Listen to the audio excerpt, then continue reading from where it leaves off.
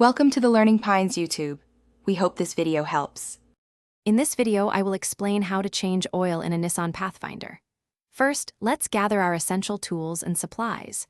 You will need a drain pan with at least 5 liters capacity, an oil filter wrench, and a torque wrench for proper tightening. Make sure to have 5.1 quarts of fresh 0W20 synthetic oil, a new oil filter, and a new drain plug crush washer ready. Safety first, so have gloves and safety glasses too. Now let's get that old oil out. Start by warming up your engine for a few minutes, then safely lift your Pathfinder using a jack and secure it with jack stands. Locate the oil drain plug, usually a 14mm bolt, on the bottom of the oil pan.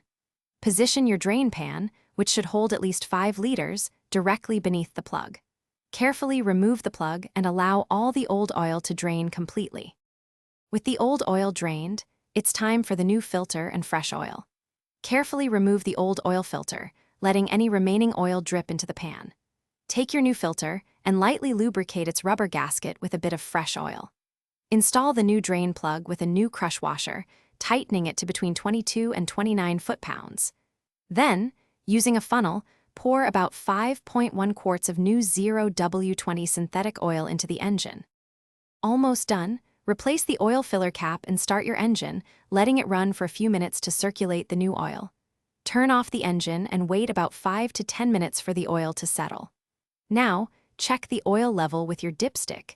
It should be between the minimum and maximum marks. Add a small amount of oil if necessary. Finally, remember to reset your Pathfinder's oil maintenance reminder system. Thanks for watching. Consider subscribing if we helped you.